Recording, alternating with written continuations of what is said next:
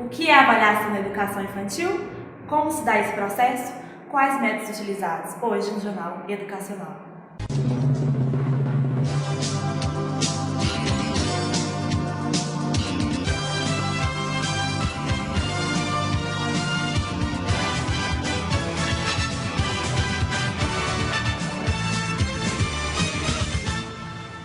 Boa noite. Boa noite.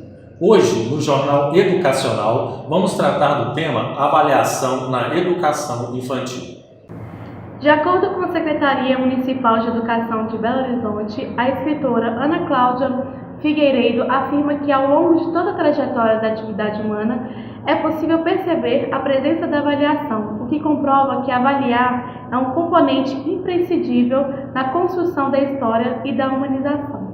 Em relação à avaliação, a Lei nº 9.349, de 20 de dezembro de 1996, que estabelece as diretrizes e bases da educação nacional, no seu artigo 31, traz o seguinte: avaliação mediante acompanhamento e registro do desenvolvimento das crianças sem o objetivo de promoção, mesmo para o acesso do ensino fundamental, incluído pela Lei nº 12.796, de 2013. A repórter Sheila Cristina entrevistou Cristiane Santos, pedagoga e diretora do Colégio Batista Mineiro. Buscando melhores esclarecimentos, vamos à reportagem. Hoje no Jornal Educacional nós estaremos com a neuropsicopedagoga Cristiane Márcia, que também é diretora do Colégio Batista Mineiro da Unidade do Castelo. Vai ser uma matéria muito interessante e nós aguardamos vocês. Cristiane, boa noite. Como se dá o processo da avaliação na educação infantil? Gente, o processo da avaliação na educação infantil é um processo bem complexo. Por quê? A gente está lidando com crianças que estão iniciando a formação, iniciando a trajetória escolar, então a gente precisa ter flexibilidade, a gente precisa ter a visão e os objetivos propostos. Então, pensando numa criança que ainda não está escolarizada, a gente precisa ter a visão do que a gente quer avaliar. Então, vamos pensar nos aspectos que são importantes avaliar. Então, esse é o primeiro ponto. Um aspecto que a gente julga fundamental é o aspecto social. O outro aspecto é o aspecto motor, o aspecto cognitivo. E o afetivo e emocional, que vai estar junto aí, que a gente pode até chamar de socioemocional. Dentro disso, desses aspectos, é que nós vamos eleger aquilo que a gente deseja avaliar. Então, a escola precisa estar preparada, com os instrumentos adequados para que essa avaliação aconteça. Essa avaliação, ela é processual. Então, não tem como a gente vamos montar tudo aqui, porque agora a gente vai avaliar a criança no aspecto motor. Vamos montar um circuito de estafeta, ele vai ter que passar, subir, descer. Não, essa avaliação ela é processual. No dia a dia que o professor vai estar atento, junto, lógico, com os outros professores das diversas áreas, de educação física, de música, de arte, junto ali com a monitora também, com toda a equipe que lida com essas crianças, a gente vai estar avaliando. E o professor tem que estar sempre atento, anotando, os objetivos já estão ali propostos, então ele vai estar atento àquela criança nos diversos aspectos. Qual é a metodologia utilizada nesse processo e quais são os desafios do professor nessa questão da avaliação na educação infantil?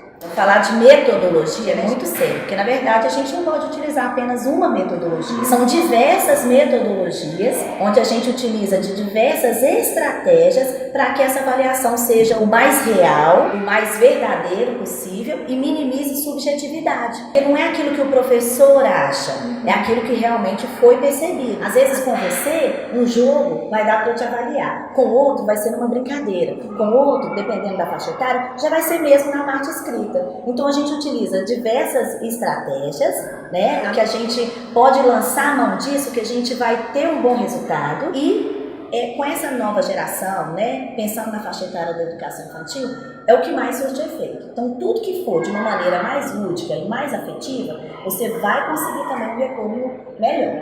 Então esse é o objetivo, minimizar a subjetividade e tentar atingir esse aluno. Então a gente pode usar diversos instrumentos. Pode ser alguma coisa escrita? Sim, dependendo da faixa etária, é até importante que a gente avalie. Eu estou aqui com um exemplo né, de um diagnóstico que a gente utilizou. Então aqui nesse diagnóstico, ele está o quê? O que ele está retratando? Mais ou menos resumindo aqueles objetivos que já foram propostos. Então a gente tenta trazer um pouco para o papel, mas isso não é tudo, isso não é o único instrumento, é um dos. Né? Então aqui, tá vendo? Nesse caso a gente queria ver o quê? Ah, tá, uma criança do segundo período, né? Ele já utiliza letrinhas para registrar? Sim, então era uma escrita autônoma, espontânea. Então a gente vê que essa criança já utiliza. Então ele atingiu, olha só, ele está até bacana, olha, dado, né? Olha que lindo, né? Porque a linguagem está, a escrita ligada à fala, então do jeito que a gente fala, a gente escreve. Então aqui é um exemplo, tá, gente? Mas a maioria da avaliação, praticamente todos os itens que a gente quer avaliar, eles são feitos de maneira individual. Não pode generalizar. Lógico que o coletivo ele ajuda, porque a gente está num grupo. Então os pares de idade, eles nos dão também algum subsídio para isso, né? O que se espera de uma criança de 4 anos? Então isso a gente precisa ter como meta, né, como parâmetro, e aí a gente vê aquilo que salta aos olhos e aquilo que de repente está um pouco aquém. Então esse é o papel do professor, tentar auxiliar essa criança para que ela dê conta de fazer, né, atinja aqueles objetivos propostos. O que ela já dá conta com ajuda, o que ela já dá conta sozinha e o que ela não dá conta ainda que precisa ser trabalhado. Aí eu trago agora para a gente pensar em Vygotsky, zona de desenvolvimento proximal. Então isso o tempo inteiro tem que estar presente no dia a dia da escola, porque, volto a dizer, avaliação processual, então é o dia a dia, né? Não é apenas um instrumento, não é apenas um momento, não é apenas uma visão. O importante é ressaltar também, gente, de onde que a gente vai tirar tudo isso? Existem os referenciais, que hoje são os referenciais que no futuro, né, será a BNCC. Então os referenciais curriculares nacionais de educação infantil, eles nos dão o mínimo. E aí as escolas precisam trabalhar pelo menos isso, mas, por exemplo, uma escola privada, ela acaba trazendo um pouco mais, né, do que está ali, e isso é muito importante porque essa geração, ela está desejando um pouco mais, então a gente precisa estar voltado para isso. Então, quanto aos desafios do professor, pelo que eu percebi na sua fala, é respeitar essa individualidade. Um dos desafios seria esse. Um dos desafios é exatamente esse, e ele está atento mesmo a qual que é a necessidade daquela criança. Então, vai ter algo que é proposto coletivo? Lógico que vai ter. Né? Isso, aliás, isso é importante o tempo todo. Lembrando que a criança não aprende só com a intervenção do professor. Ela aprende com a intervenção de um colega, né? Ela aprende com ela mesma, ela faz descobertas ali. Então, o professor, o desafio é grande. É exatamente estar atento a isso, estar propondo. E o professor também precisa ter a humildade, né, de se reinventar. Opa, isso aqui que deu certo ano passado, esse ano pode ser que não deu. Isso que deu certo para a Sheila, pode ser que não dê certo para a Cristiane. É importante o professor estar atento a isso para que ele dê conta de fazer, cumprir o papel dele da melhor forma possível e seguro, né? Porque para o professor também é importante que ele esteja seguro.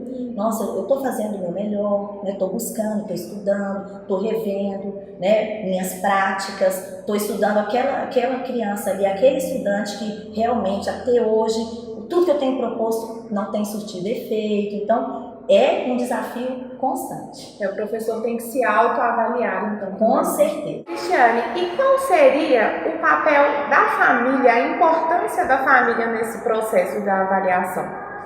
Tem algum feedback, alguma coisa assim? Como que funciona? A família tem um papel fundamental, porque a educação, né, ela é uma via de mão dupla. Com certeza, é a escola junto com a família. Eu acho fundamental que a família, primeiro, ela esteja ciente do que é proposto para aquela criança, independente da faixa etária. Se é o maternal 1, o que está sendo proposto para aquela faixa etária? Porque quando o pai escolhe uma escola, ele não está esperando apenas um cuidado, ele quer algo além. E o papel da escola também é ensinar alguns conteúdos acadêmicos que a família realmente não vai estar nem preparada e nem atenta a isso. Por mais que a família seja aquela família que incentive, mas tem questões que serão tratadas mesmo no ambiente escolar. Então o papel da família é fundamental. Primeiro, de saber o que se espera dessa criança, né, de acordo com a faixa etária. E depois, né, quando a escola der esse retorno, no nosso caso aqui, a família recebe, ao final de cada etapa, um relatório descritivo de como está a criança naqueles aspectos que eu já disse anteriormente, no aspecto socioemocional, no motor e no cognitivo, né, o pedagógico, que vai abranger as áreas aí da linguagem, conhecimento de si e do mundo, a parte da matemática. Então esse pai recebe esse retorno, onde o professor coloca ali, né, se a criança atingiu os objetivos, se ainda necessita de algum investimento, e o professor faz um texto descritivo e junto vai para a família um papel onde ela vai colocar o retorno, né? Se ela está encontrando alguma dificuldade, se ela está com alguma dúvida, né? O que a gente normalmente já propõe, o que pode ser feito em casa também, o que é muito importante saber, principalmente aquilo que se trata na educação infantil, né, gente? O conhecimento como um todo, ele é social também, ele não é só da escola. E às vezes a gente na escola peca, porque a gente fica achando que está só nas nossas mãos, e não está. Então essa família ela tem que ser convocada o tempo inteiro para participar. Nós vamos pensar desse momento que a gente formalizou essa avaliação de alguma forma, entregou algo para a família por escrito, um relatório, então a gente precisa desse feedback. Só que a gente tem que estar preparado sempre para quê? Né? A família ela não tem que saber tudo. Né? Ela não tem que saber tudo, ela não precisa saber tudo. Então nós vamos ajudá-la. Nós somos os especialistas na educação, então a gente vai ajudar essa família, sugerindo estratégias, dando dicas, dialogando. É importante que a escola faça isso, inclusive, o tempo inteiro, não só nesse momento dessa formalização, dessa avaliação. E aí a gente recebe esse feedback, onde a família escreve como que ela está percebendo, que retorno essa criança dá. Então a gente precisa sempre direcionar, porque às vezes a família fica um pouco perdida. E é nessa hora também que a gente vai poder ajudá-los, né? O que então que vai poder ser feito para que a família realmente seja parceira nessa educação. Porque a criança passa aqui em torno de 4 horas e meia, né? Mas a vida dela não é só na escola. Então a gente precisa caminhar sempre junto. Pela sua fala, eu achei muito interessante que você fala da família e da escola. Não é só então do professor o papel dessa avaliação. Todos os envolvidos ali na escola talvez estejam nesse processo da avaliação também? Com certeza. Não só o professor? Não só o professor. E é muito importante também a gente tirar o peso do professor. Lógico que o professor, né, gente, ele é a figura, vamos dizer assim, de autoridade, ele é aquela figura de referência. Isso aí não tem como, né? E quando a gente deseja ser professor, a gente já sabe que isso vai acontecer. Mas são todos os atores, vamos dizer assim, né? Toda a comunidade escolar. A comunidade escolar ela é feita de estudantes, de professores, do diretor, do coordenador, da pessoa que faz a limpeza, da pessoa que de repente entrega o lanche e da família também. Então, esse processo ele é dialógico e ele precisa acontecer dessa forma para que tudo corra da melhor forma possível. Porque às vezes a criança está com uma dificuldade na área da linguagem, mas tem a ver com o relacionamento dela em casa.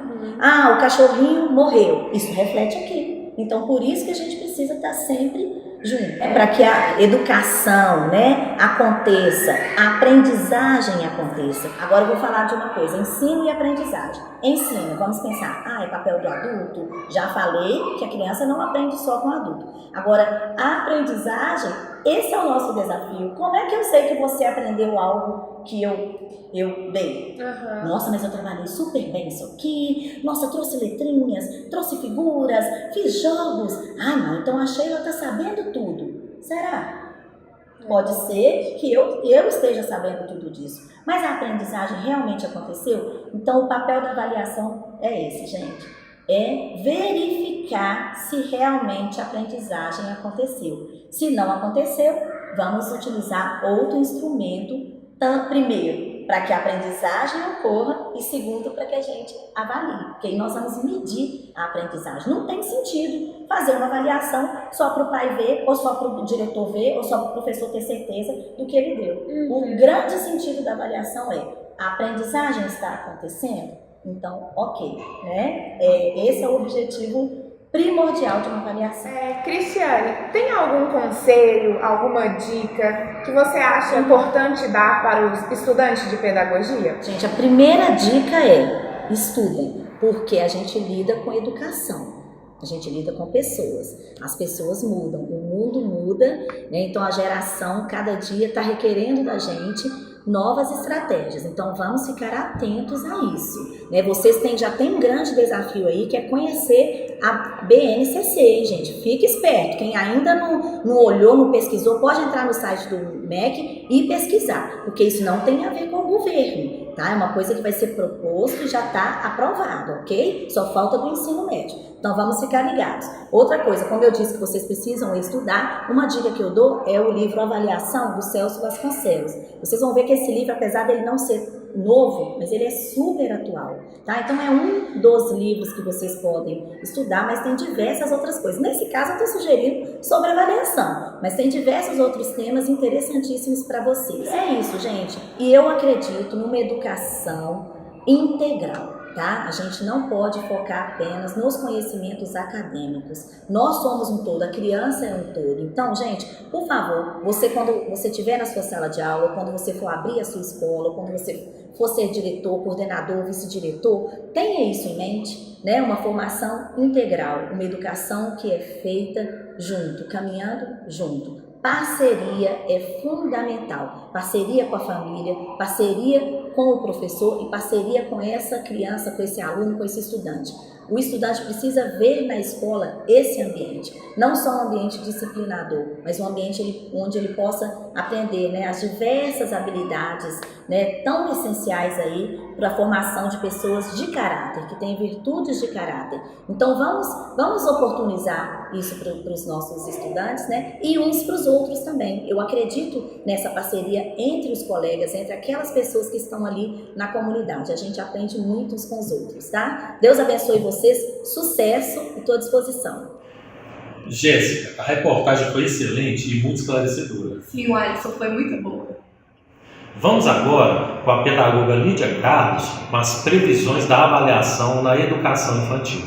Boa noite, Jéssica e o Alisson, e a todos que assistem. Bom, analisando todos os aspectos como as individualidades das crianças, os processos de socialização, os desafios enfrentados, também no contexto social e histórico, pode-se dizer que os métodos da avaliação na educação infantil visam o desenvolvimento da criança, prevendo assim que todos os objetivos possam ser alcançados. É com vocês. O Jornal Educacional termina aqui. Seguimos com a programação local. Fiquem agora com os vídeos O Brasil que eu quero. Boa noite. Boa noite. Que Brasil você quer para o futuro? O Brasil que eu quero é um Brasil com saúde, energia e O Brasil que eu quero é um Brasil onde haja mutualidade entre alunos e professores. Beijo! O Brasil que eu quero é um Brasil sem corrupção, em que a verba destinada para a educação seja fielmente cumprida e que seja usada com muita sabedoria e transparência pelos nossos governantes.